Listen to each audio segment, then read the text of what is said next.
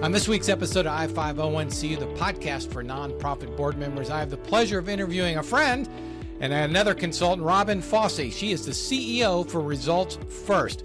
This was after a successful career, CEO of Neuro Challenge Foundation for Parkinson's right here in Sarasota, Florida. She's going to talk about getting results and also why there's an importance of having a personal brand in the nonprofit space. So please join me as I speak with Robyn. All right, ladies and gentlemen, this is going to be a good one. My friend, Robyn Faucy. As you heard her bio in the intro, Robyn and I have known each other for a number of years.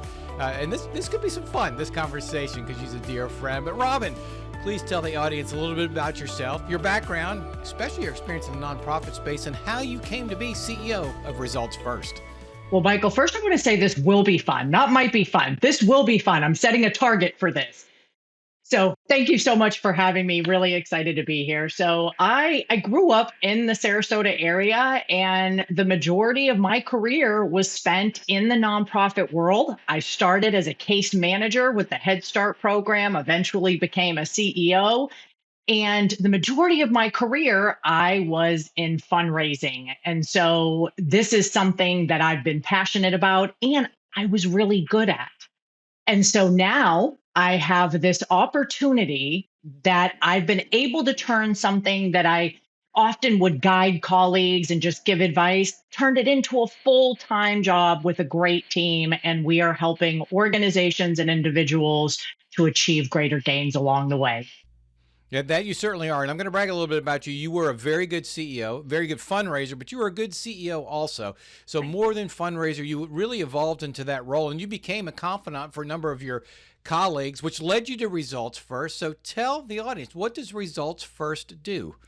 So think about Results First as putting the result first, meaning for nonprofits, shifting away from counting the number of people served or the number of programs to how many people that were served that actually achieved a gain.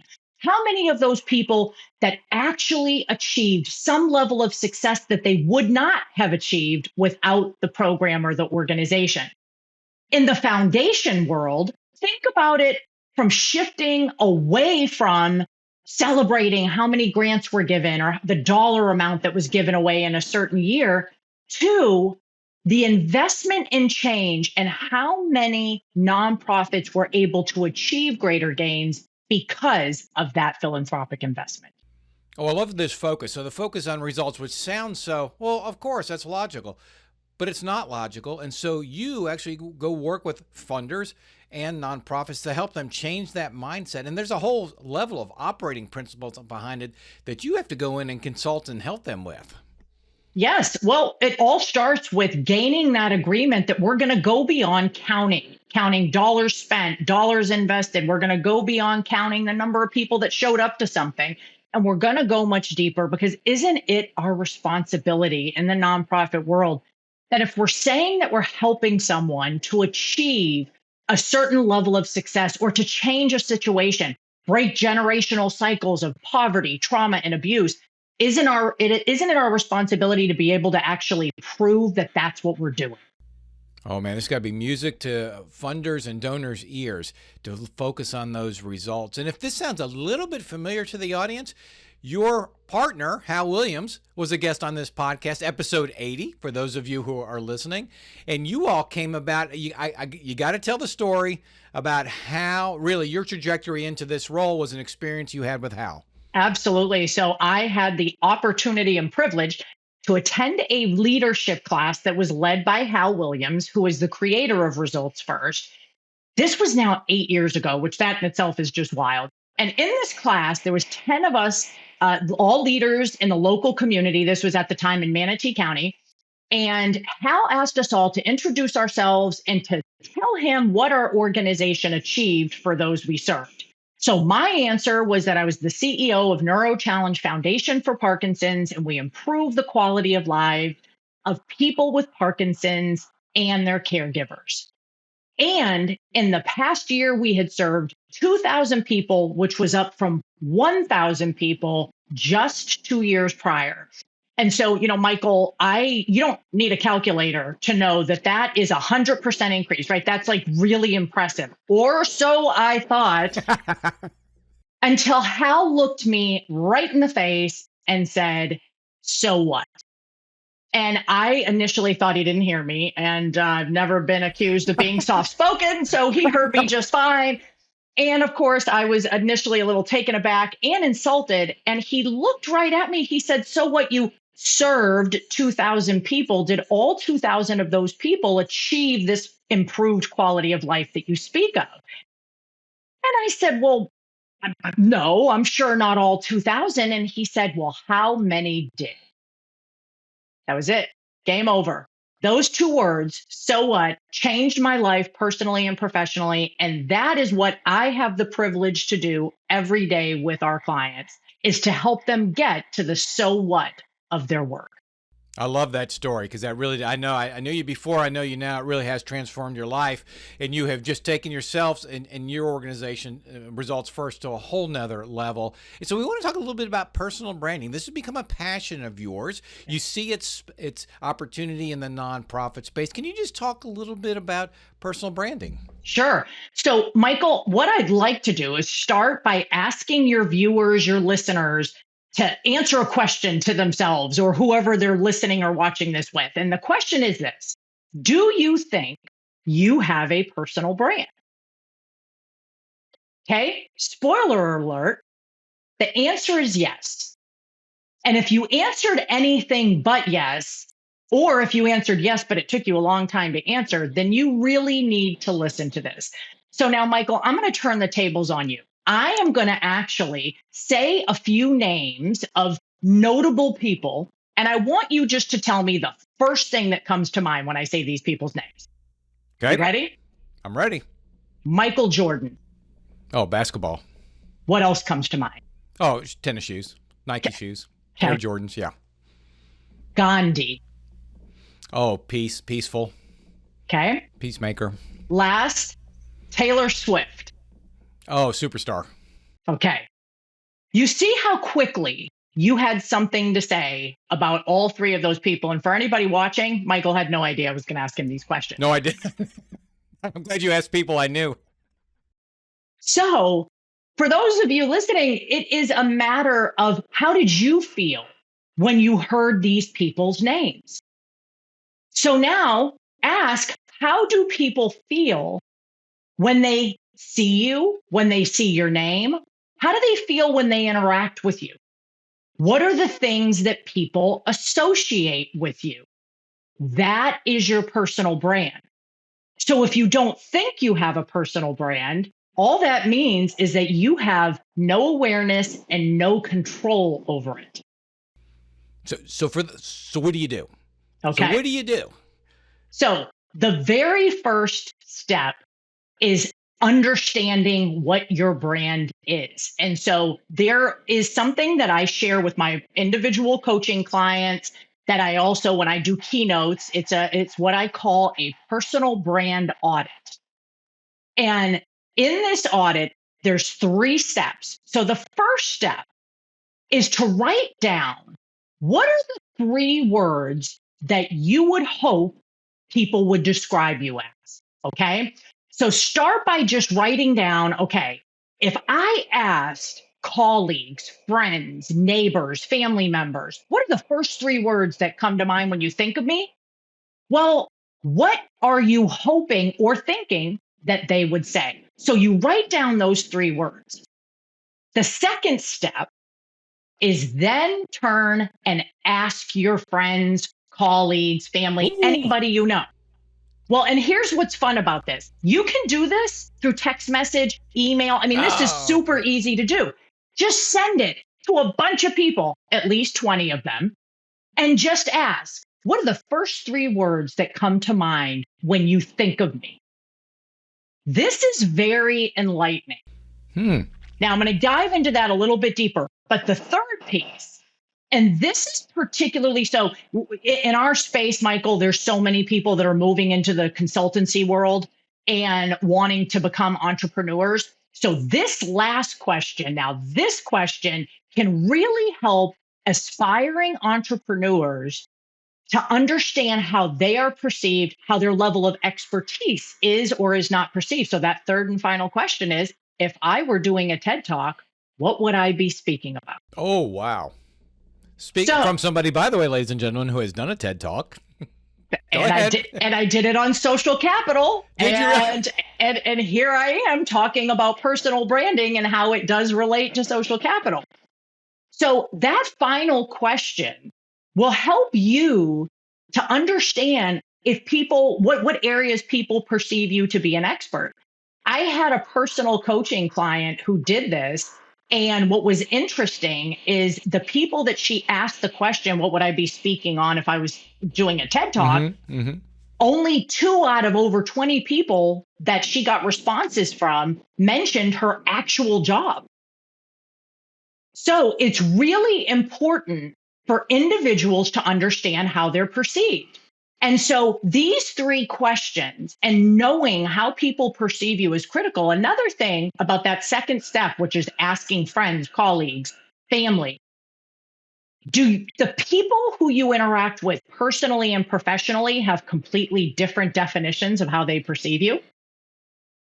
So part of what we do in Results First, we have a personal development arm, and I have an event that I produce every year called Walking in My Purpose. That is a women's empowerment event.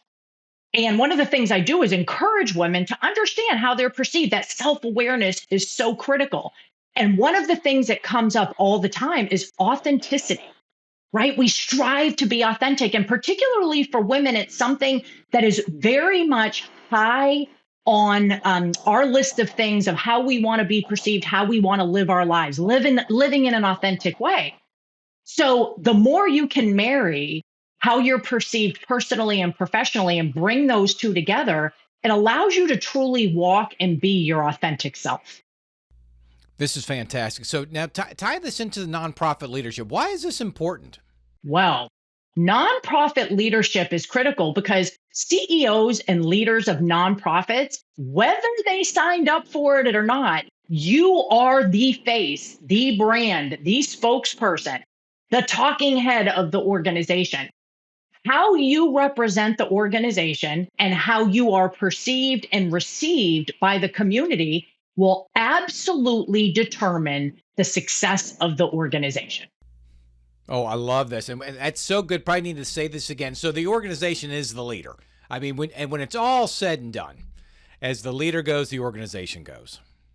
There are so many examples. I mean, think, Mike, here in our community, there are examples where there have been organizations that have become extremely successful because of leadership and organizations that have also lost some of their traction and investors, and most importantly, engagement of participants as a result of leadership.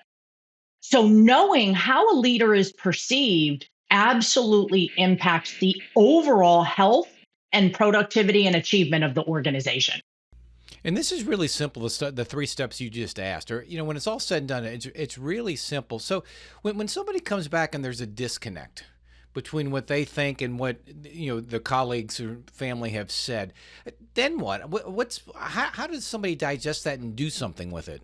Sure. So I'll give you an example. Someone who heard me do this as a keynote sent me their feedback, and their feedback, the 3 words that they wrote down to describe themselves of how they hope they'd be described, one of the words was authentic. The feedback they received was very heavy on being polished, professional, right? Diplomatic. And she felt pretty strongly that those 2 things didn't quite go together in terms of being authentic, but being perceived as being almost neutral or vanilla. And so what it boils down to is when you're hearing feedback of how you're being perceived, especially when you're hearing it from numerous people, what are the behaviors that are associated with those adjectives? And when it comes to authenticity, if you want to be perceived as being authentic, part of that has to do with sharing your personal self, has to do with letting people see something that is not just a polished, buttoned up professional. letting people know something personal about you. I always said that I raised the most money with people who knew the first name of my son. That's great advice. Interesting. Because at that point, it was my job to know all that about them. And I did know all that about them. However, as we actually built and developed a relationship and they began to know about me, that is where I really saw an increase of their investment in the organizations that I was working. Because it was a bet on you, for lack of a better term. A bet on me or and that connection, that relatability, that piece. So, whatever it is that you're hearing from people, or however you decide and determine, hey, this is how I really want to live my life, and this is the direction I want to go in, what are the behaviors associated with that, and how do you show up? And really, this isn't that hard. What you're talking about isn't difficult. It's a self-awareness and it's a want to. I want to be better, or be perceived this way. Yeah. And, Michael, think about it like this. I always say to people, when you walk in a room, you're setting the tone. What do people see, feel, and think when they see you, when you enter that room? That is your brand. How do people respond to you? How do they react to you? And sometimes for people to become self-aware, they have to start being aware of how they feel towards others first. Then it allows them to say, okay, wow, I noticed how so-and-so walked into the room, or how my boss enters the building, or how my subordinates enter the building. All of those things help people to really tune into their own self-awareness, which then helps you to modify some of those behaviors so that you can get to where you want to be personally, professionally. And this is, I want to add this. This is not about being fake or putting on a facade or a fake persona. What it's about is it's about becoming acutely aware of how you make others feel. So for a very long time in my life, I was a person who had unresolved trauma. And as a young professional, I was a pretty angry person. And I looked angry most of the time. Being a woman who's tall, I'm 5'9", I like to wear heels, I project in a certain way. I was pretty intimidating to people.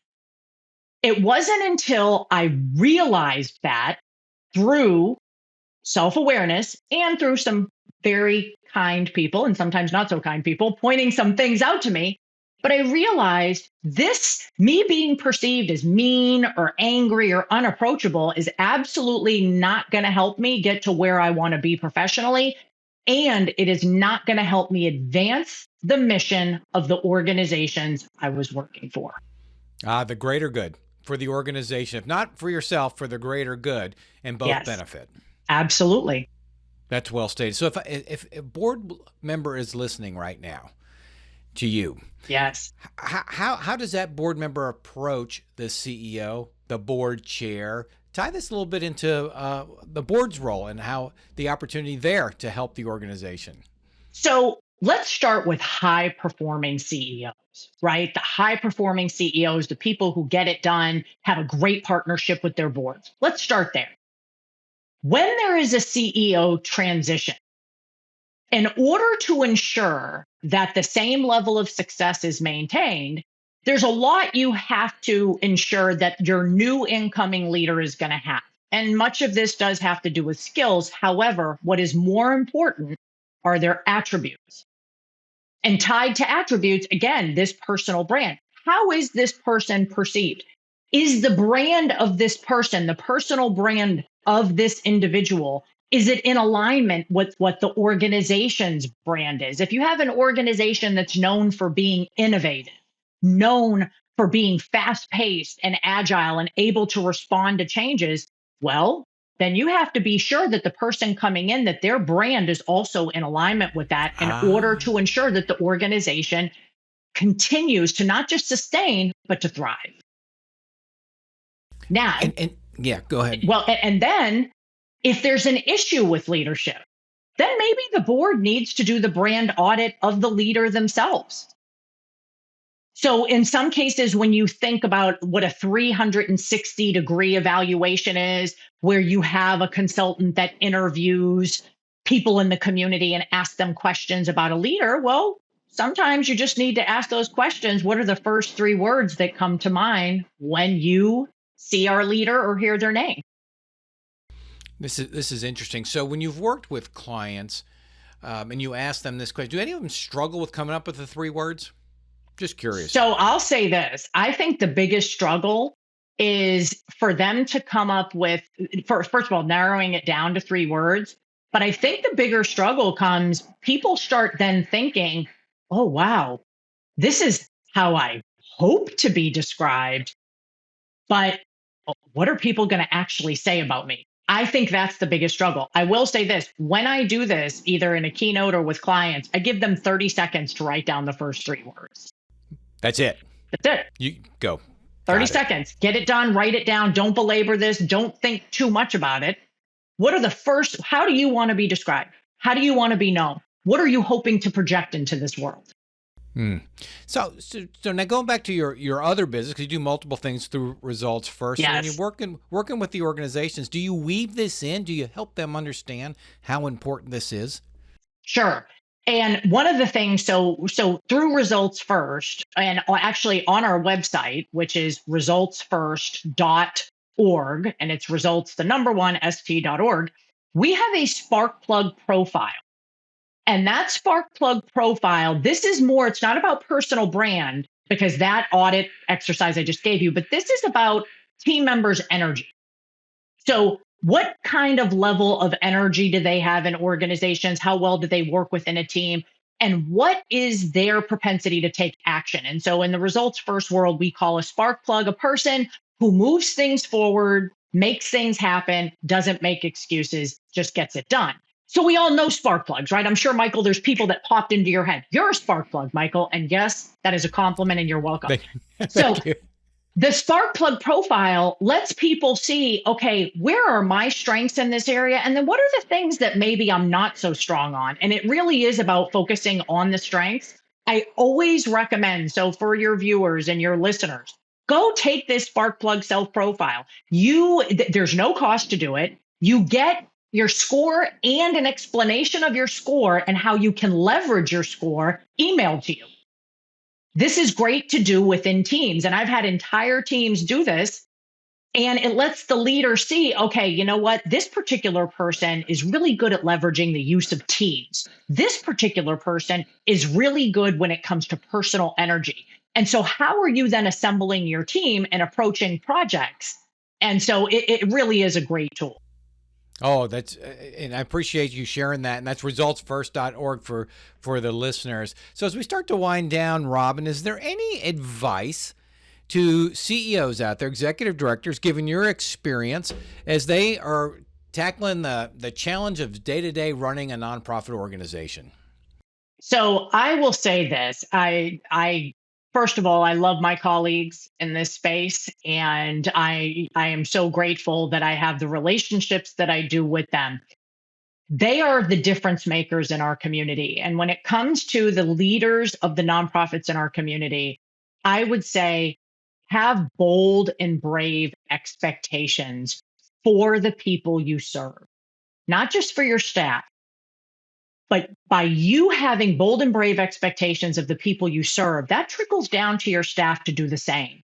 Because we are in a space where people sometimes don't believe that certain things are possible. They don't believe that attending college is possible. They don't believe that living a life free of trauma or abuse is possible. They don't think that they could ever not be a drug addict, or they don't think that they could ever be financially stable. Whatever the issue is that our nonprofit organizations are trying to solve, it all starts with having not just the hope, but the activated expectation that they can achieve more. And so do that. Do it boldly, do it proudly, and people will follow you, because the reality is people are attracted to energy. They're attracted to the people who make a difference, and it's noticed.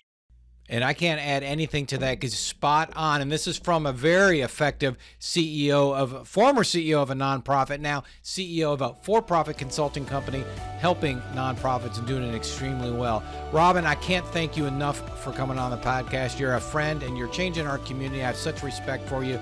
Thank you for sharing your wisdom. Michael, thank you. And I feel the same. And I'll just say this, Michael is my favorite consultant. That's not me. There you go. And that's an inside joke, and I love it. So, ladies and gentlemen, Robyn Faucy, and go visit her at Results First. That's the number one, first.org. All right, what an interview. Robyn, she's a character. She's such a good person and does such great things, Reed. But here we are, recapping with Reed and his 3 observations. Reed, your first observation is? Your personal brand is what people see, feel, and think of you when you enter a room. Oh, yeah, I like that. Nice way to paint that picture. Number 2. Board members should be aware of their CEO, executive director, their leader's personal brand, because it is how they display the organization out in the community when they are out representing the organization. Oh, absolutely. Good observation. Yes. And number 3. A non-personal branding takeaway. At the very end, Robyn said, have bold and brave expectations for the people you serve. And I think that is just a great thing to keep in mind. Yeah, and she really did. She had that when she was CEO and continues in the CEO of this role of Results First. So, ladies and gentlemen, I hope you enjoyed this podcast. There was a lot of laughing going on, and even I wish you could hear the outtakes. We had a lot of fun doing this with both Reed and recapping with Reed and with Robyn. So, I'm just going to end it this way. I'll 501 see you next week.